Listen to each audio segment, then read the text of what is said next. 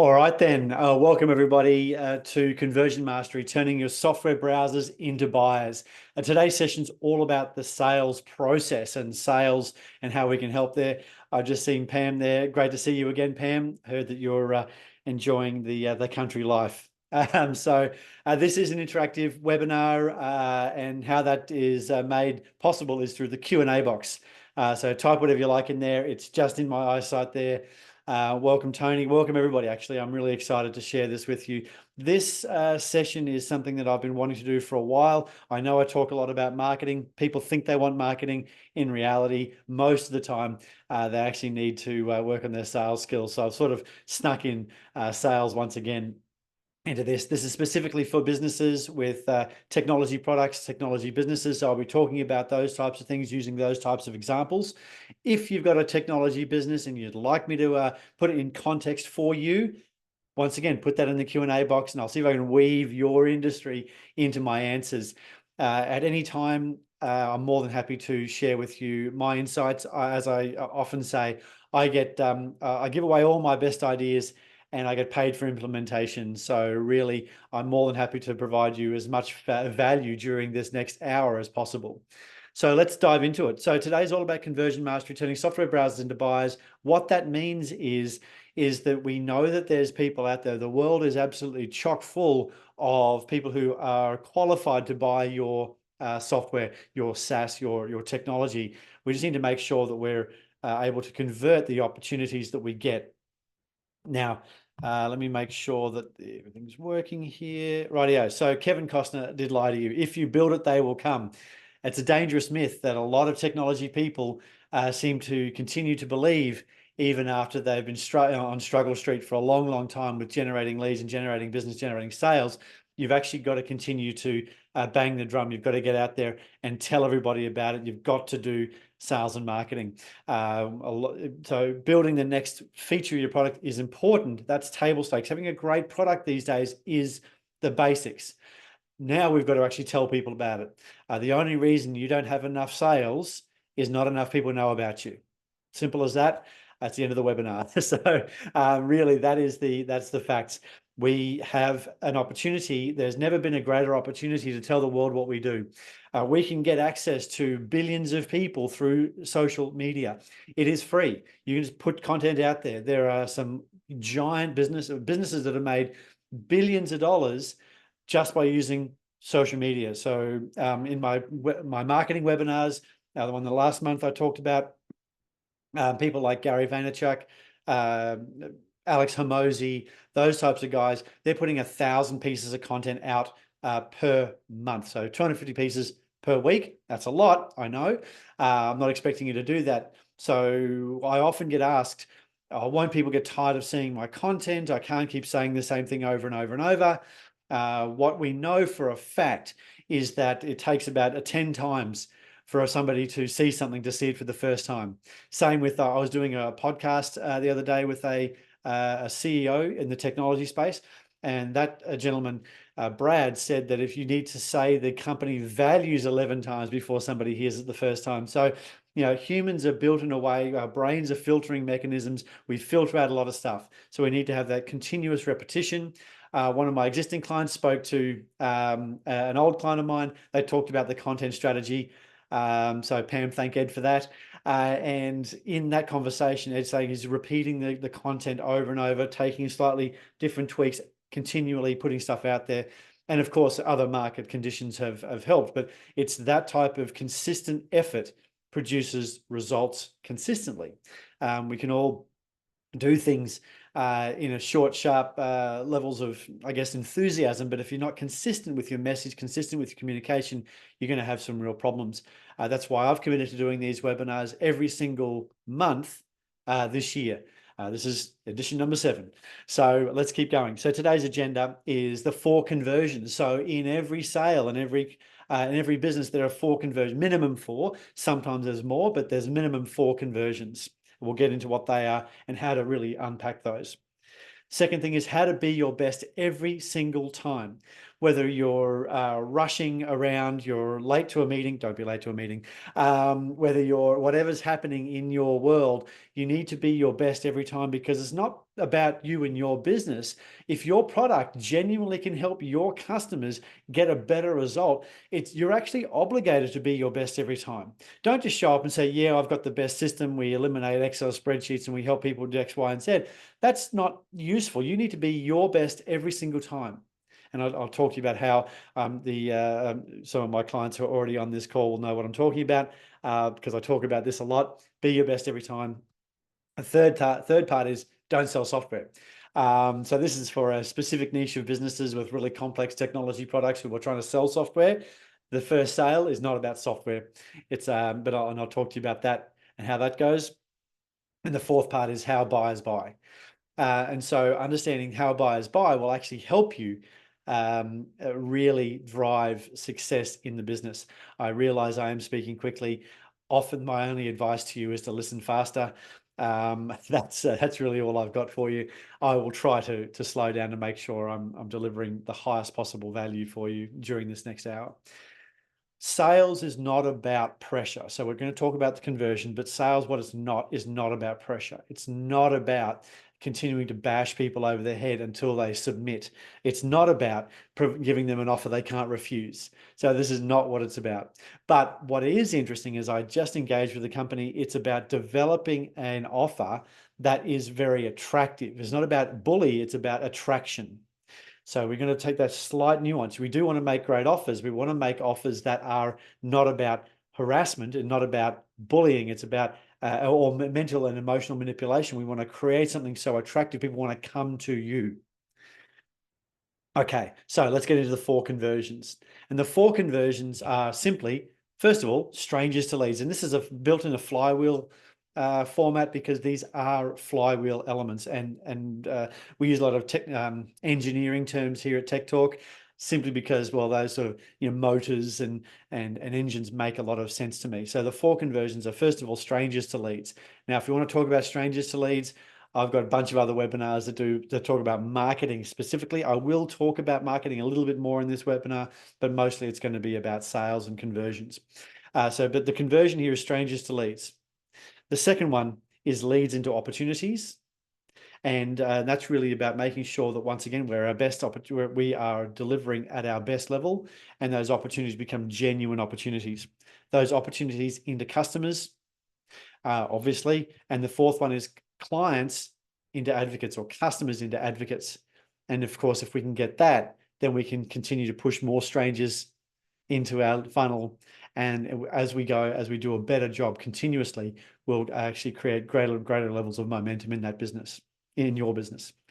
So I know we want to talk a little bit about marketing. I know everybody wants to talk about marketing, so let's quickly talk about that. And I have a little bit of a different way of thinking about marketing, in the sense that what's the question the customer's asking at different stages of the funnel. We all know the traditional funnel sort of looks like this. People are unaware all the way through to choosing. But what I've done is I've built out the burning question. You think about what is in the client's mind at that level, and what can we provide to them in the marketplace that's going to help them understand and move to the next part. How do we help them understand? We don't want those unaware people to buy. That's conversion is too far. We want that unaware person to understand, that understand person to then move into seeking, that seeking into comparing, and then choosing us. We want to move through that relatively quickly, but we don't want to actually try to skip. If we try to skip any parts, we're going to find ourselves in a real problem situation. So, let me just talk about the first burning question. I'll read this out to you. So the first burning question is, how can I tell if my business is operating at its full potential? Okay, I'm unaware. Maybe I'm not running at full potential, and so how do we do that? Once again, organic social, blogs, industry forums, events, LinkedIn outreach, and listicles. Most of it's free. And then because it has to go really broad. Now, you can also do that with paid advertising, of course. But you need to be really clear. You really understand your client's burning question at that level, and you need to add massive value. I subscribe to the theory of the broader market theory. How wide can we cast the initial net? And then as we go, we then start filtering down to organized phone conversations. Not everybody who is in your database is ready to buy today, but getting them into the database is the first step of having them know who you are. As I said, not the only reason you don't have enough sales is not enough people know about you. So that your only job at this point is to get more people to know about you. The next burning question is, how much are inefficient processes and workarounds really costing me? And then, of course, how we deliver that. Burning question here is, and seeking what solutions are available, and how does my solution stack up against the alternatives? So businesses are rarely not already solving the problem that you solve. They're doing it in a bad way, or a hard way. They're using Excel, or nothing wrong with Excel. They're using handwritten notes, and these things still exist. I know that a lot of high-tech people out there think that why wouldn't you be solving it with technology? I've got customers still today who are selling, who are really selling against Excel, who are selling against handwritten notes, who are selling against just plain old forms online. These things are everywhere because they're cheap and distributed. We need to make sure that we can genuinely demonstrate a value uplift by actually talking about outcomes for the customer, not how cool your software is. Your software being cool is irrelevant. I said this exact thing to a client just yesterday in a meeting when we're building out their website for them. They wanted to, do that whole comparison matrix thing. And I said, in regards to the buyer's journey at this point, you need to philosophically talk about your North Star, talk about what the business stands for. And at this point, your software is irrelevant. Nobody likes hearing their software is irrelevant, but when it comes to a person understanding what you've got and understanding why they should care, it's not about your feeds and speeds. It's not about your software. It's about the problem that you solve. And by the way, we have software. Okay. So just know that they're already solving the problem. It might be badly. It might take them 4 days to solve the problem, but they're already solving the problem. So you've got to demonstrate the value uplift that you're providing.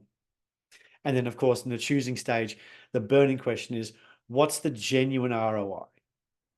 Now, the reason so remember how a couple of minutes ago I talked about don't want to shortcut things? If somebody's unaware or just basically understanding they've got a problem, if you offer them an ROI or anything, an ROI calculator or a proof of concept, it's too early in the process. ROI, proofs of concept, those types of things, sometimes free trials, are a really challenging situation because the person's got to do something with that. They need to be well far down. They would be reasonably a long way down the funnel before a company will bother to make the effort to go through. Now, market conditions can also make the customer make the effort. Software platforms being deprecated, and so therefore they've got to move. They've got to do something. So they come down the funnel very, very quickly. But if you're approaching market cold, you need to actually make sure you take them through that process. And you can go up. If somebody's at comparing, you can definitely go up, but you need to get that process. So this is your funnel. These are a series of conversions that occur, but they might happen really quickly. So a person might be unaware and move straight through to choosing in one phone call. I've done one phone call sales in the past, a few years ago now. But the modern buyer is very rarely going to make that purchase decision on the first call. They need to warm up. They need to be aware, understand, seek, and go down that process. Okay, so let's carry on. Now, we're going to sort of change gear into, so that's marketing conversion funnel. Obviously, we want people to choose us without talking to us. That'd be amazing. Don't check the calendar. It's Christmas time because it is Christmas time if people are just buying from you without talking to you. 99% of people on this webinar and the people that I speak with every single day, you need to speak to a salesperson. You need to speak to somebody inside the organization. I always like to start at the highest level. Once again, let me pretend that you're unaware that you've got a problem around sales, and then we'll go through the process. So first of all, let me philosophically talk about sales. Here is the anatomy of a sale. The formula for change. I've made this up. The mathematics people, the engineers, I'm looking at you, Tony, the engineers in the room, don't get caught up in the maths, but just follow along the process, please. Enjoy the ride. Don't try to do the maths here. But anyway, the formula for change is D times V plus AFS has got to be greater than R. So what does that mean? Dissatisfaction in the current situation and the vision and the first steps needs to be greater than the resistance. And the resistance is doing nothing. And for a lot of technology teams, when you're selling to government, when you're selling to very large corporate, the resistance is so high most deals die at that level because, well, for a whole range of reasons. I'll talk about how buyers buy and and how to break through that process and how to actually monetize the sales process later on in the conversation. But essentially, we need to make sure that we really position your product into the future and also maximize the dissatisfaction. And we can do that, and I'll show you how to do that using my script in just a moment. Obviously, the vision, you can't paint the vision. And this is the other thing, is you as the salesperson, or you as the business owner, you can't ramp up their dissatisfaction. You can't. The only way you can do that is by asking questions. The only way you can ramp up the vision is by asking questions. You can't tell them what the future will be. You can ask them questions and then ask them about their future. So that's the subtle change. Because as far as the customer is concerned, everything you say is potentially a lie, but everything the customer says is probably the truth. So now that you think, because there's a financial incentive for you to be right, and there's a financial incentive for them to be right, because if they're right and they don't need to buy your thing, then the resistance is too high and they're not going to buy from you. So the dissatisfaction and the vision and the first steps need to be greater than the resistance. So we need to make sure we really get the customer to put the foot on those scales to make sure they're really pressing down on that and rising the resistance. Oh, sorry, reducing the resistance or making the resistance less powerful. So how to be your best every time? It's using a sales script. I'm sorry, some of my existing clients know this is coming. They know the barrow. They know the barrow I push continuously, but it's true. To be your best every time, you need to write down what your words are, what your best words are, what your best questions are, and repeat that and iterate on that. Imagine going, oh, we're going to build the best software, and you sort of wing it. Oh, well, we'll just make some stuff up and we'll wing it. I've been doing this for a long time. We'll just make some stuff up. But you know what? If you've had a big night, or your dog bit you on the way into the office, or bus was late, whatever it is, you're going to be not as sharp as you might want to be. So therefore, you need a sales script. Now, if you're going to object and tell me that sales scripts make me feel wooden, I want to be I'm more of a natural salesperson, that's fine. But Brad Pitt gets paid $25 to $50 million a film. He's not too good for a script. The reason it doesn't sound wooden or crap coming out of his mouth, because he's practiced it and he's good at it. So either you choose to practice the script, you run dialogues with internal team members and you get good at it, or you find somebody who's good at it. That's what you're going to do. That's facts.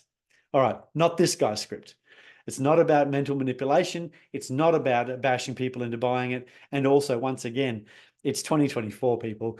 The ability for you to really put that level of pressure onto a person is reducing almost daily. As I said earlier, 11 to 12 contact points every single sale. A lot of those contact points are going to be done via web. They're going to look you up. They're going to go online. They're going to look you up. If you're not putting content out there, there's a very good chance they're going to find you less interesting. They're going to go, well, is this person even out there? What are they doing? How can I validate this person's claims? So content is still absolutely valid. It's really very, very important.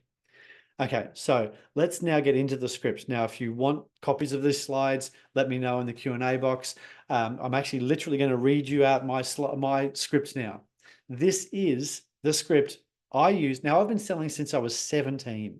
I've made a career out of selling, using teams that my own businesses and teams that I've trained have sold more than $100 million worth of software using this structure of this script. The words might change, obviously, but the structure doesn't change.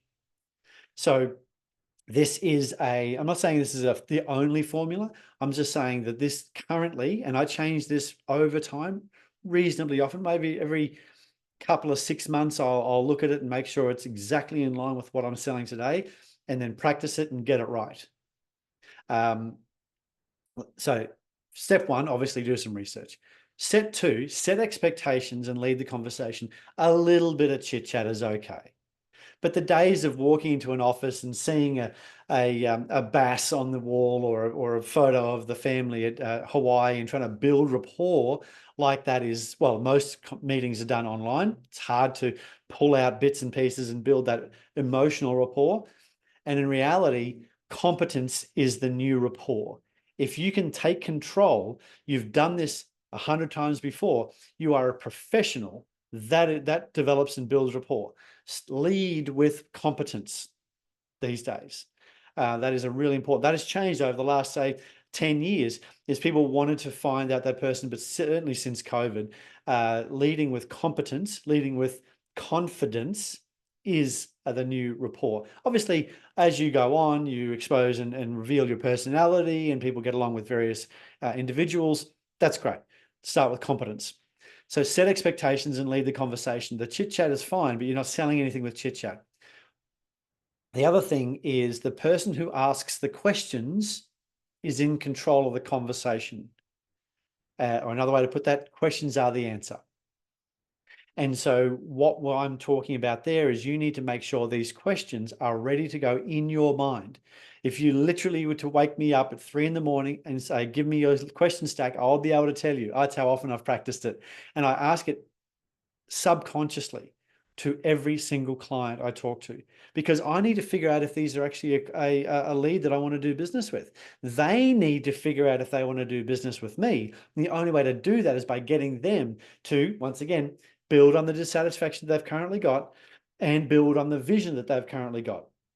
That's why when I was selling, helping a customer sell ERP systems, we didn't really talk about the value of the ERP unless the customer had a business that was growing. We actually qualified that customer out because if they weren't growing, because then we would say, well, the change, the way they're solving the problem today, if the business doesn't change over the next course of 5 years, well, they can continue to solve the problem the same way. And really the extra hour here, person there, not that relevant. But if you can identify the business is growing and they have plans to grow, and you can ask a question along the lines of, well, if the current situation is X, what will it look like in 2 years if you don't solve for X? And what we want the customer to say is, oh, well, it's going to be 5 times worse. Great. Not great. Oh, that sounds terrible. What are you going to do about it? And you build that conversation from there. Okay, so let me go into this. So you want to take control early. As I said, competence is the new rapport. So taking control looks like this. Well, look, John, as we've got limited time, if it's okay with you, here's how I'd like to run the call. I'm going to ask you a couple of questions about your business, dig into what you're trying to achieve, look at what might be getting in the way, and then I'm going to make you some recommendations. How's that sound?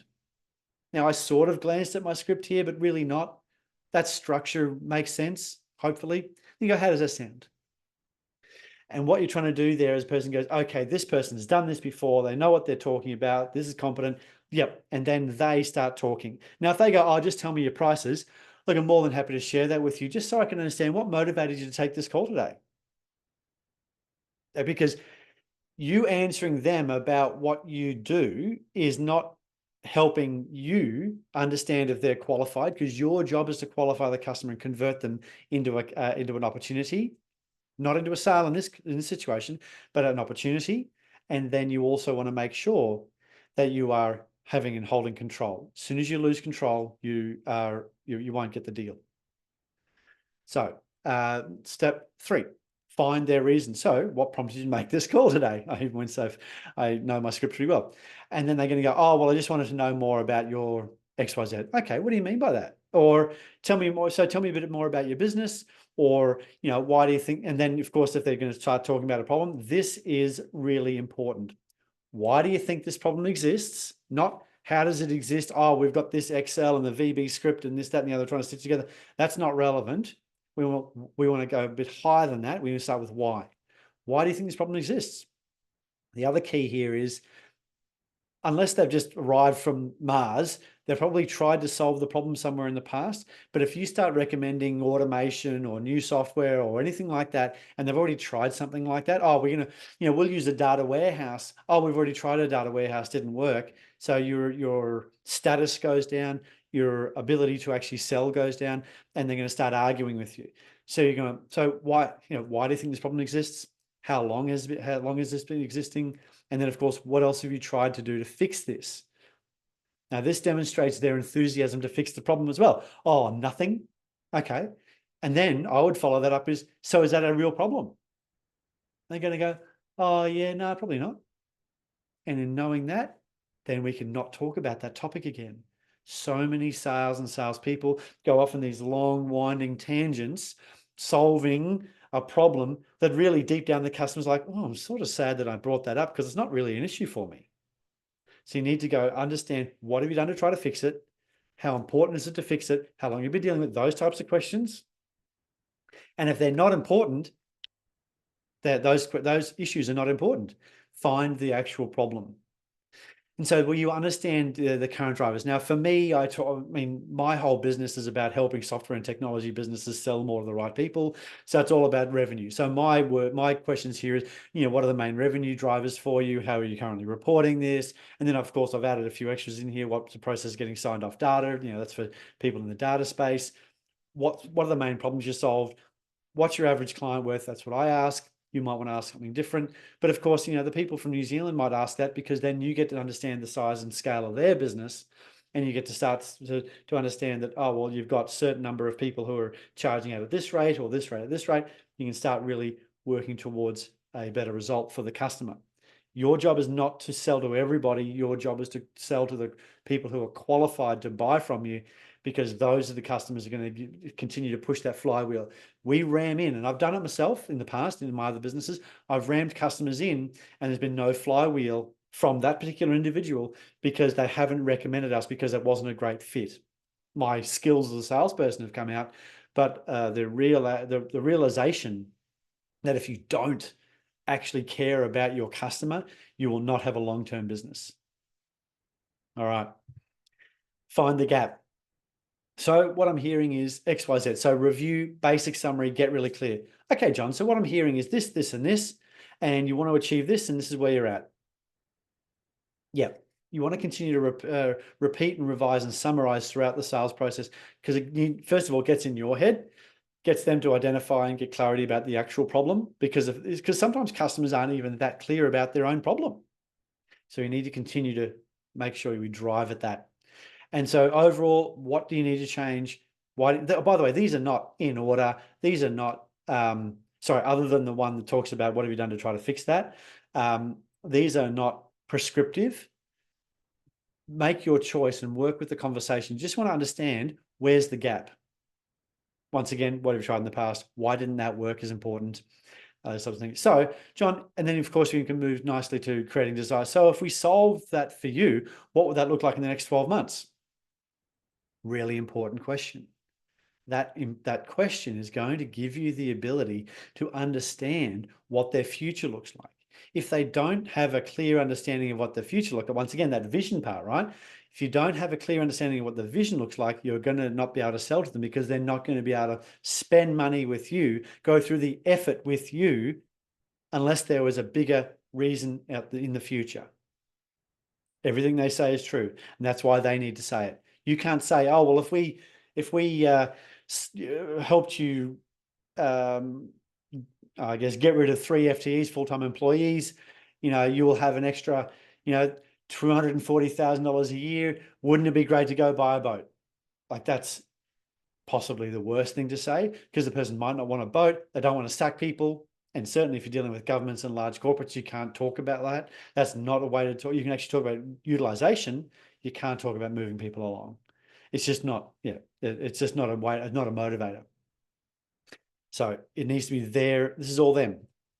Confirm, summarize, decision. So other than yourself, is anyone else involved in the decision process? So when I say review, basic summary, okay, so I understand this. You've tried this. This is what it looks like in 12 months. If it goes wrong, it looks like this. Okay, look, I've got a couple of strategies and ideas that could help you overcome these obstacles, like A, B, and C we've talked about.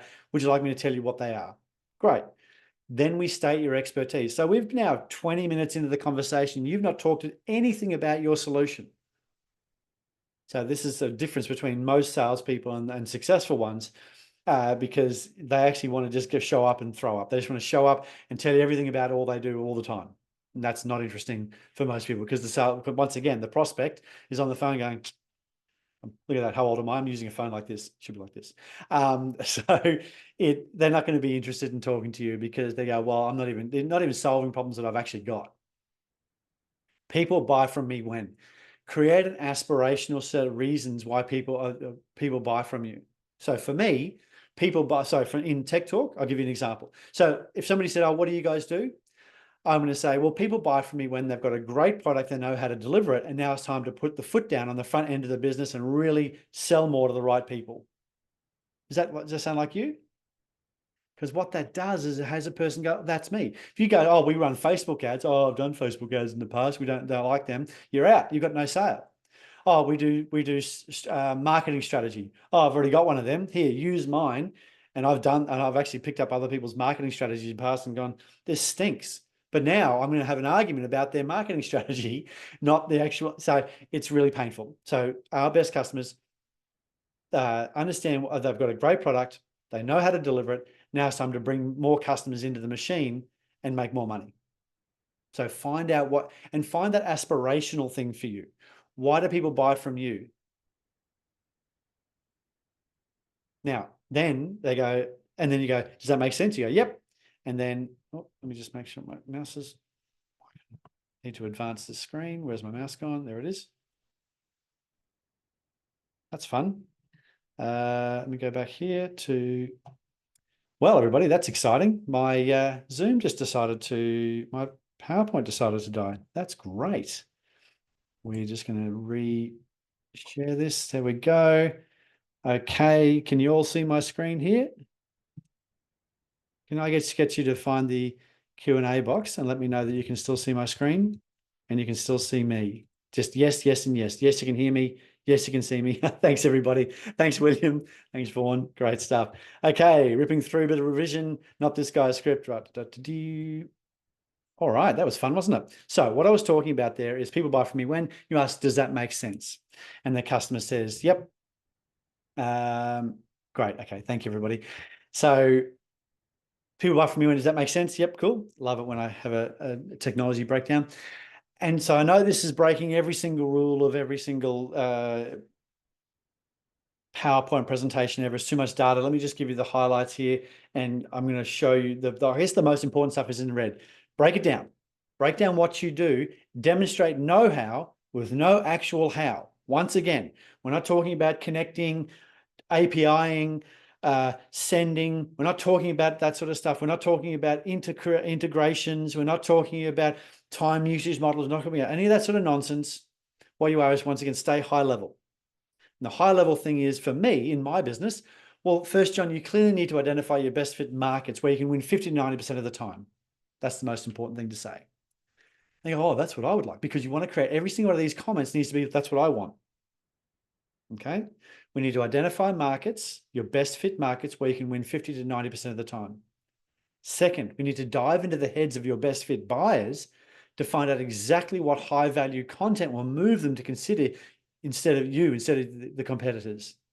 Oh, I want that too, right? Third, we need to build an automated engine to attract profitable, easy to serve best fit buyers at will.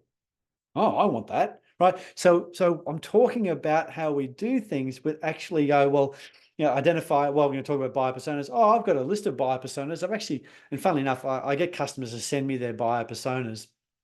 And it's just this downloaded, uninsightful copy that's probably been pulled off ChatGPT. Nothing wrong with ChatGPT, but it's been pulled off ChatGPT and has no insight, no meat about what the actual problem of the person is dealing with. And then last, you streamline your sales process so you can convert more of your precious best fit leads into high value clients.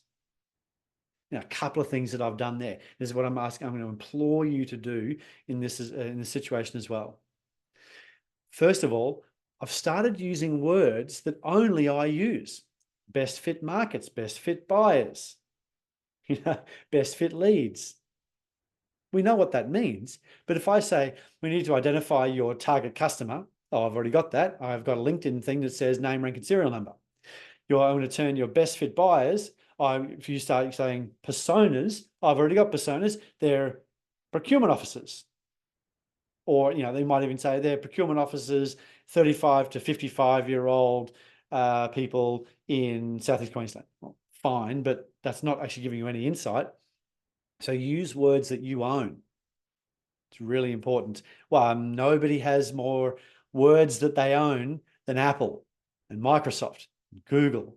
Google even, now you can Google something, but actually Apple's the winner. They don't sell VR headsets, they sell Vision Pro. So they don't do text messages, they do iMessage. So it is about trying to own the words. Therefore, if you own the words, you own the real estate in your customer's mind. If you're doing a data warehouse, don't call it that. Find a way to actually talk about outcomes for the customer. If you're doing an accounting package, don't talk about it. Find a way to actually own some words around that whole system. So I've just told a customer what we do, and I go, so does that make sense? They go, yeah, that makes sense. Once again, I've provided them no information about what I do, because what we do, once again, needs to be what we actually do on a daily day becomes commoditized. If you start talking about these things in a commoditized format, then you will be commoditized. And if you're commoditized, it becomes a race to the bottom. And there are talented people all around the globe who can do your job for cheaper. Sorry, your talent is important, but it's not more important than the customer's money. They're going to go look, and even if they think that they've solved the problem using an overseas resource, might not be as good as yours, but to a person who's never bought a car before, a Ferrari with 4 wheels and a steering wheel sounds just like a Lada with 4 wheels and a steering wheel, as far as a person who's never seen a car before. So if you're selling a product and they've never bought or used a product like yours in the past, comparing one to the other is very, very difficult. Ask them if they've got any questions. Give short answers without digging into process. Focus on high-level benefits, not the details of the process, and keep answers short so they keep asking. We want to create now it's time for them to feel like they've got some control, and we want to create a conversation. So the next part here is all about selling the next step. Do not sell, we want to identify the future, but then bring it all the way back down to the one thing they've got to do next. What's the one step? Remember how we talked from people in the funnel, they went from unsure to understanding. We don't want to drag that person to choosing. We want to take them to the next step. We need to make the next step as small as possible and as easy as possible. It's just the next step. You don't find a partner by saying, let's get married and have 3 kids. You might want to go for a coffee during the day. Low risk, low effort, and so it's been too long for me. I've been married for 25 years, so I don't really know, but I think you get the idea. So we want to make sure that we want to get all the way through. At the end of the session, we'll make specific recommendations. So we want to do. So this is what I do. Essentially, what we recommend is what we do is we call your first product. And for most businesses who are selling a technical solution that is not an easy, just download it and start using a product, they need to do a piece of work at the beginning. Not always. It depends on where the market is. And there's some people in this webinar who have, who's moved to, sorry, I was just reading some comments. We want to make sure that we're reducing the size of the first purchase, and businesses will often buy people consulting way faster than they'll buy software. Because as soon as you got to get software, you got to get those guys in IT to manage it. Then they're going to talk about ISO 27001, and they're going to talk about this, that, and the other, and it becomes really painful.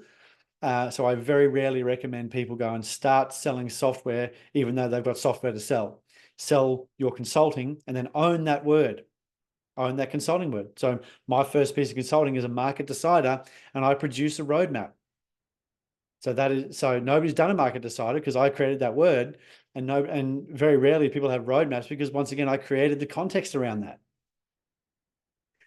Give them the price and shut up. The silence will not hurt. Might hurt you emotionally, but you've got to let people process. You ask a question, and every single sales trainer who has ever said anything useful has said, ask a closing question and shut up.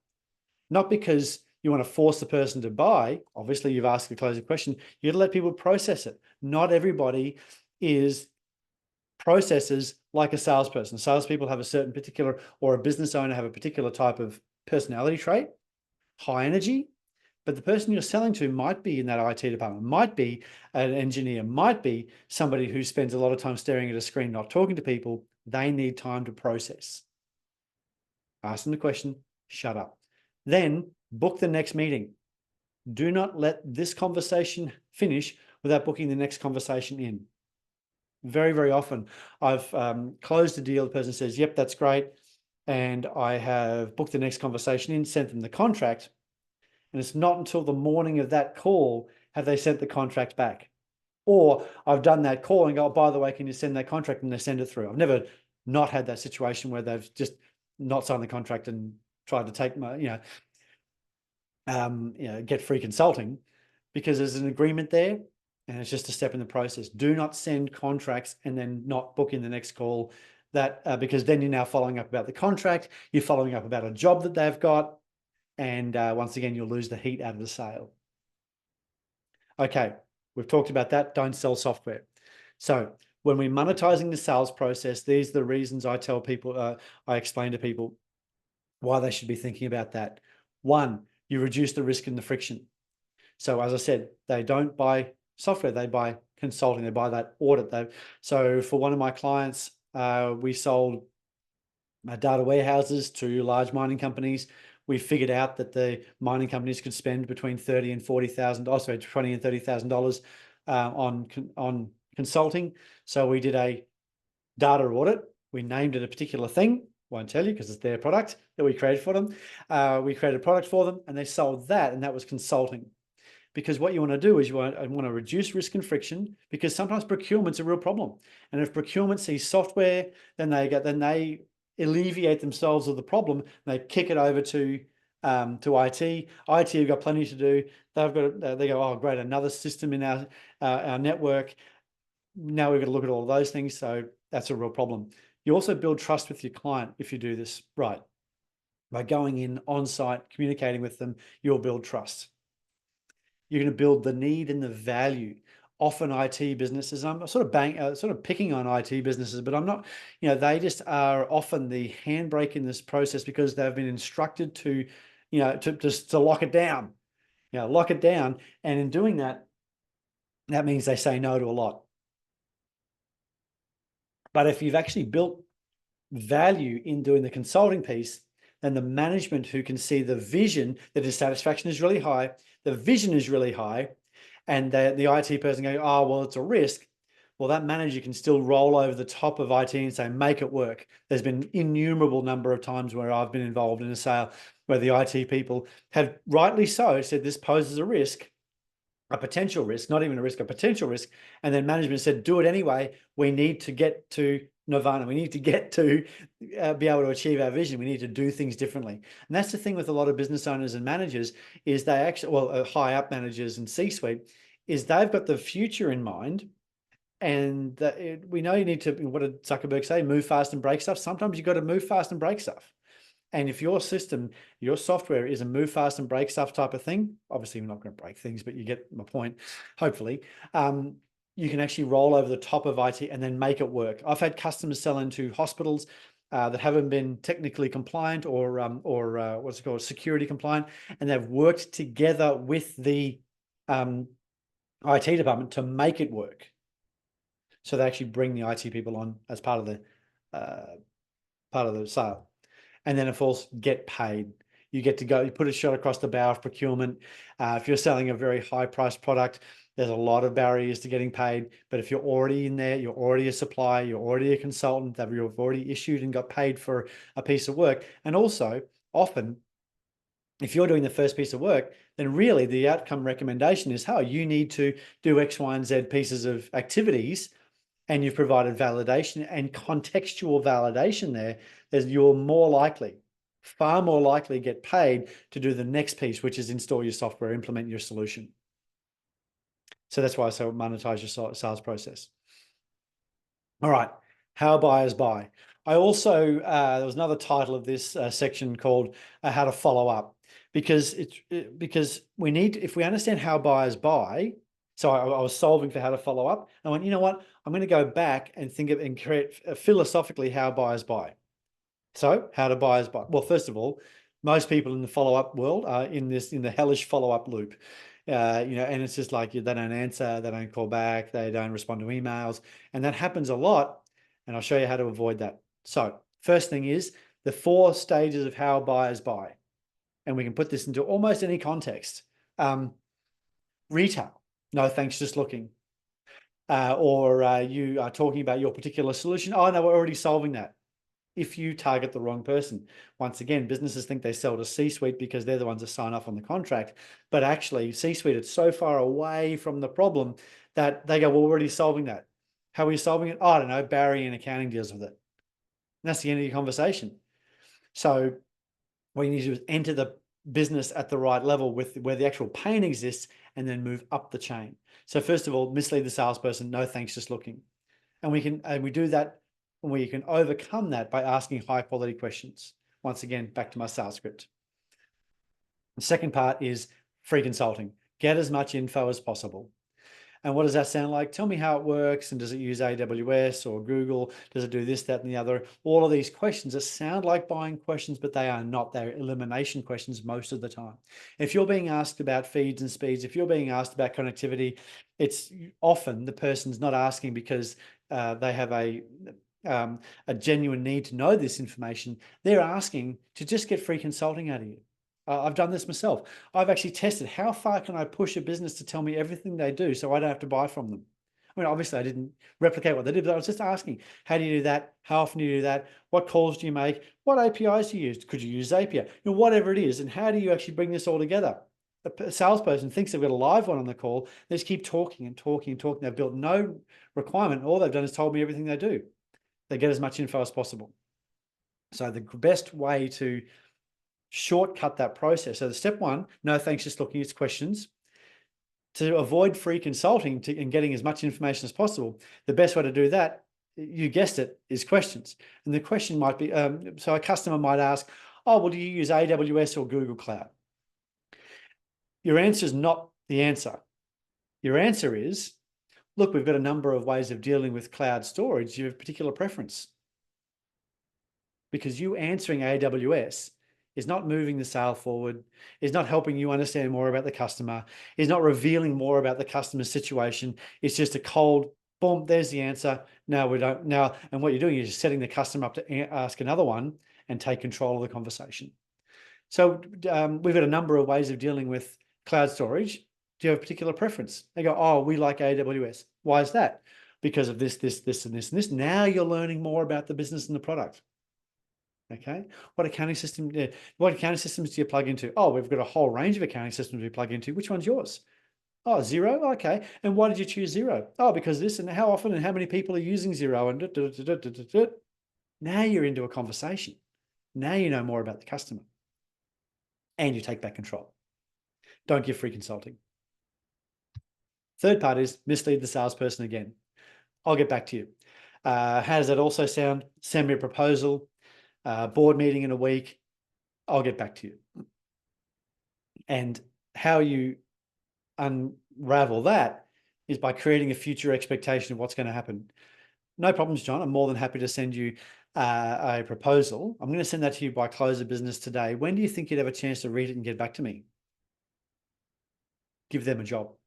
Because if you don't give them a job, if you say, I'm just going to send you a proposal, that's it. Then they go, that's cool. They see the ding on their phone, or they see the email come in. They go, oh, I've got to look at that for Barry.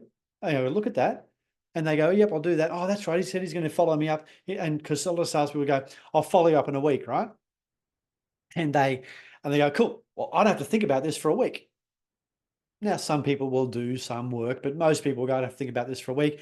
The phone call comes in, the email comes in, whatever it might be, even if you've not booked a call in the future, and you go, oh, gee whiz, Tony's calling me. Oh, I don't know about that. I haven't looked at that contract yet. Deny. Or, hey, Tony, sorry, I haven't looked at that paperwork yet. I'll get back to you next week. Now you've completely lost control. You might as well forget that deal. Obviously, you're going to still do the follow-up, but you've pretty much lost it. How we do that is, when do you think you'd have a chance to get back to me? And they say, Thursday? Great. Look, if I don't hear from you on Thursday, because I know life gets busy, do you mind if I give you a call Friday morning? Does Friday morning work for you? Yep, cool. So you get agreement that they're going to read it. You've given them a job to do, and their job is to call you And if you don't, but you've also got permission to call them back on Friday. Very rarely have I had a situation. So that structure there that I taught you then is the most important thing you can do in this whole process, is make sure you book that future and give them a job.